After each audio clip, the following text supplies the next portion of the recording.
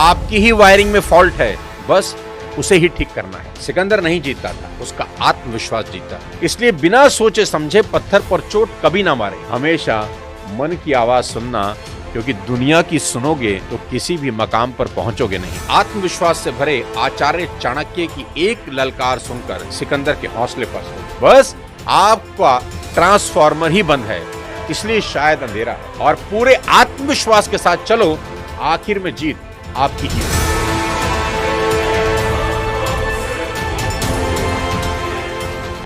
नमस्कार दोस्तों, मैं सोनू शर्मा। आज बात करूंगा आत्मविश्वास यानी कि विल पावर। हमेशा याद रखना कि युद्ध में सैनिक नहीं लड़ते और सैनिक जीतते भी नहीं है, जीतती है उनकी विल पावर, और विल पावर के बल पर ही वो लड़ते हैं। सिकंदर नहीं जीता था, उसका आत्मविश्वास जीता था, और वे ही राजा महाराजा लोग उससे हारे जिनके पास आत्मविश्वास नहीं। आत्मविश्वास से भरे आचार्य चाणक्य की एक ललकार सुनकर सिकंदर के हौसले पस्त हो गए। हुआ कुछ ऐसा था, सिकंदर के आक्रमण की बात सुनकर ढेरों स्त्रियां और बच्चे तक्षशिला विश्वविद्यालय के भवन में जा छिपे। अब सिकंदर भी यहां आ पहुंचा। उसने सैनिकों को आदेश दिया कि भवन की ईंट से ईंट बजा दो, और यहां उसका सामना हुआ आचार्य चाणक्य से। द्वार पर चाणक्य अडिग चट्टान की भांति खड़े थे। वे ललकार कर बोले, क्या विश्व विजय की कामना रखने वाला सिकंदर स्त्रियों और बच्चों की हत्या करने आया है? जाओ, वीरता दिखानी है तो रणभूमि में जाओ। और सिकंदर भौचक्का रह गया। जिसका नाम सुनकर लोगों की घिघी बन जाती थी, उस महान सिकंदर को एक ब्राह्मण ने ऐसी फटकार लगा दी, इसमें साहस था इतना। मगर चाणक्य ने अपने आत्मविश्वास के बल पर ऐसा कर दिखाया और सिकंदर को अपना घोड़ा मोड़ना पड़ा। शायद उस दिन पहली बार उसके मन में विचार आया होगा कि हिंदुस्तान को जीतना मुश्किल है। जीत कायरों पर हासिल होती है, आत्मविश्वास से भरे वीरों पर नहीं। असंभव को संभव बनाने वाले लोगों ने इतिहास रचे हैं। कोलंबस ने अमेरिका खोजा, रॉबर्ट पियरे ने उत्तरी ध्रुव की खोज की। आत्मविश्वास के बल पर ही पहली बार समुद्र तल में मैगलेन पहुंच गए। Abraham Lincoln, Washington, Mahatma Gandhi, बहुत से ऐसे नाम हैं जिन्होंने असंभव को संभव कर दिखाया और इतिहास में हमेशा के लिए अमर हो गए। ध्यान रहे, इन्होंने जो भी खोजें की, जो भी क्रांति की, या जितने भी वैज्ञानिक शोध किए, ये सब उस जमाने की बातें हैं जब आज जैसी फैसिलिटी नहीं थी, इंफॉर्मेशन के प्रॉपर साधन नहीं थे, कोई टेक्नोलॉजी नहीं थी। यह भी याद रखने वाली बात है कि ये लोग धन से धनी नहीं थे, कोई पैसा वैसा इनके पास नहीं था, बल्कि ये लोग विल पावर के धनी थे। अंतरिक्ष या पाताल तो छोड़िए, लोगों को धरती का ही ठीक से नहीं पता था। दुनिया के लिए एक रहस्य थी दुनिया, जब तक कोपरनिकस ने सौर मंडल से हमारा परिचय नहीं कराया। इससे सिद्ध होता है कि आत्मविश्वास में प्रबल शक्ति है। जिस इंसान को खुद पर कंट्रोल नहीं, वह जीत भी कैसे सकता है? मैं हारूंगा, मैं हारूंगा, मैं हारूंगा, ऐसा कहने वाला इंसान क्या कभी जीत पाएगा? वह तो हारा ही पड़ा है।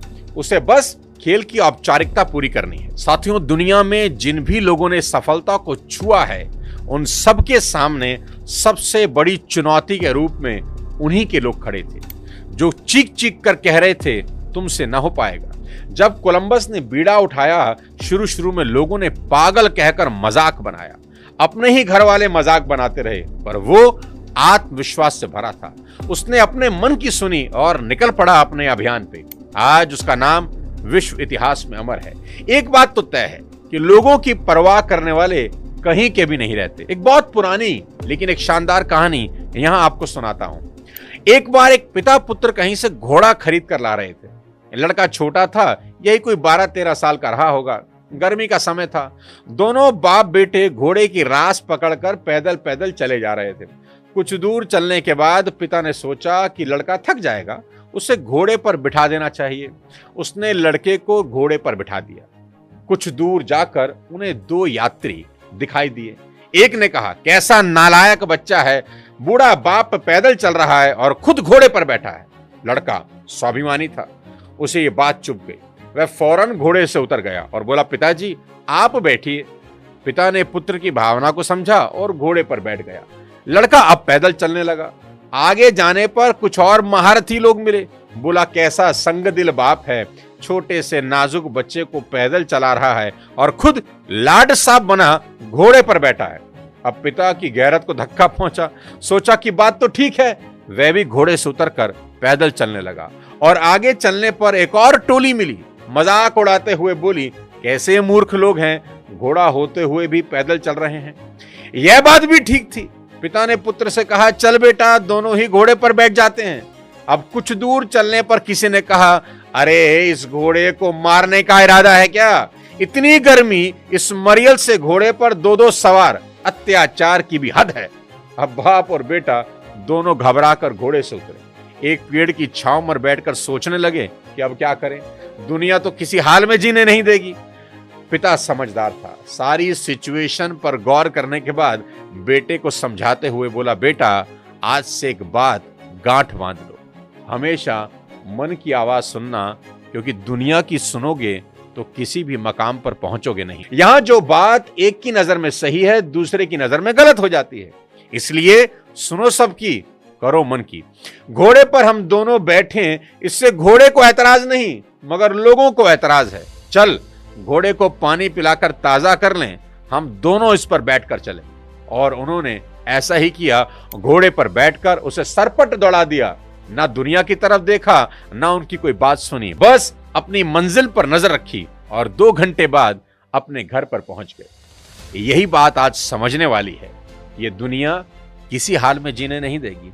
इसलिए मन की सुनो और पूरे आत्मविश्वास के साथ चलो, आखिर में जीत आपकी ही हो। इसके लिए सबसे पहले उस शक्ति को जगाना होगा जो हमारे अंदर है पर सो चुकी है। इसके लिए भगवान पर विश्वास करें, यदि नास्तिक भी हैं तो भी उस शक्ति पर विश्वास करें जो सारे संसार, सारे ब्रह्मांड को चला रही है, जिसके हुक्म से हवाएं चल रही हैं, सूर्य उदय और अस्त होता दिखता है, जिसने बिना सहारे के आसमान को सबके सिर पर स्थिर किया हुआ है। इस बात को मान लें कि कोई सुप्रीम पावर है जिसने हमारे दिल में एक पावर स्टेशन बनाया हुआ है। बस कई लोगों ने उस स्टेशन का स्विच ऑफ कर रखा है।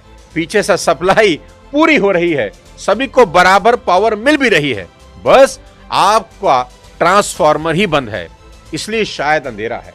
और जिन्होंने अपने पावर स्टेशन का स्विच ऑन किया हुआ है, उनकी जिंदगी में रोशनी की कोई कमी नहीं है।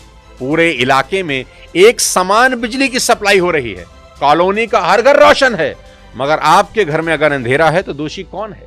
बिजली विभाग नहीं, आपकी ही वायरिंग में फॉल्ट है, बस उसे ही ठीक करना है। अधिकतर लोग इसलिए दबी और कुचली जिंदगी जी रहे हैं क्योंकि वे अपॉर्चुनिटी को पहचान कर भी ढीले ढाले बने रहते हैं। वो डिसाइड ही नहीं कर पाते कि मौके का फायदा कैसे उठाया जाए। मैं पर्सनली ऐसे बहुत से लोगों को जानता हूं और मिला हूं जिनका जीवन बिना किसी चप्पू पतवार के चल रहा है। साथियों देखो, दिमाग में अगर कोई ठोस प्लानिंग ना हो, हाँ, अगर संगमरमर के पत्थर से आप मूर्त निकालना चाहते हैं तो आपकी एक गलत चोट से पत्थर का आकार बिगड़ जाएगा अगर चोट बिना सोचे समझे मारेंगे। इसलिए बिना सोचे समझे पत्थर पर चोट कभी ना मारें। कुछ लोगों को लगता है कि पत्थर पर दिन भर चोट मारते रहो, मारते रहो, मारते रहो, कुछ ना कुछ तो निकल ही आएगा। ये स्टाइल ही गलत है। इससे अच्छा है कि औजार साइड पर रख लें, कुछ आराम करें और सोचें कि इस पत्थर से मूर्त क्या निकालनी है, फिर चोट मारें। साथियों, जब विजन क्लियर होगा तो पत्थर में से वही मूर्त निकलेगी जो आप चाहते हैं। इसलिए कहता हूं कि आत्मविश्वास रखें, विल पावर रखें और दुनिया जीत लें। जय हिंद।